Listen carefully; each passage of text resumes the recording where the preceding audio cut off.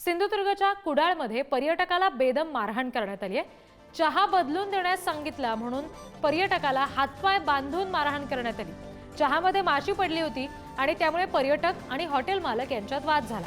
कुडाळच्या जाराब zero point परिसरातली ही सगळी घटना आहे। मारहाण करणाऱ्या हॉटेल मालकाविरुद्ध गुन्हा दाखल झालाय।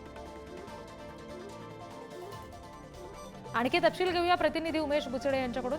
उमेश, हॉटेल मालकाविरोधात गुन्हा दाखल झाल्याचं या सगळ्या प्रकरणामध्ये समजते, काय कारवाई झाली आहे आणि पर्यटक नेमका सध्या कुठे आहे, त्याच्या प्रकृतीचे काय तपशील? निश्चितच आपल्याला समजते की कुडाळ झारा पॉइंट येथे पुण्यावरून गोव्याच्या जात असतानाचा एक पर्यटक थांबला होता आणि तेथे चहाची मागणी केली आणि चहा दिल्यानंतर चहामध्ये एक माशी पडलेली पर्यटकाला आढळली आणि माशी पडल्याच्या रागातून चहा बदलून द्या असं सांगितल्यानंतर चहाचे पैसे आपण देऊ शकणार नाही असं त्यांनी सांगितलं आणि त्यानंतर त्या हॉटेल मालकाला त्याचा राग आला आणि त्याच्या मित्रांनी या पर्यटकाला मारहाण केली आहे, हातपाय बांधून त्याला मारले आहे। त्यानंतर ही बाब तिथल्या आणि पोलिसांना 112 कॉल करून पोलिसांना सांगितलं, त्यावेळी पोलीस दाखल झाल्यानंतर ही सुटका झालेली आहे। म्हणजे कुठेतरी धक्कादायक बाब म्हणावी लागेल, कारण हॉटेल चालक आहे त्याच्याकडून अशी अमानुषपणे मारहाण होणे हातपाय बांधून ही एक धक्कादायक आहे।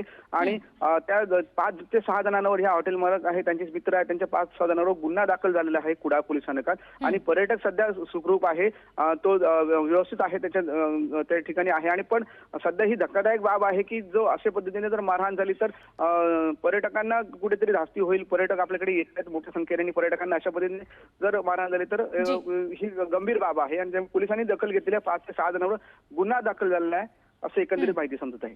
जी, धन्यवाद उमेश दिलेल्या सगळ्या माहितीसाठी।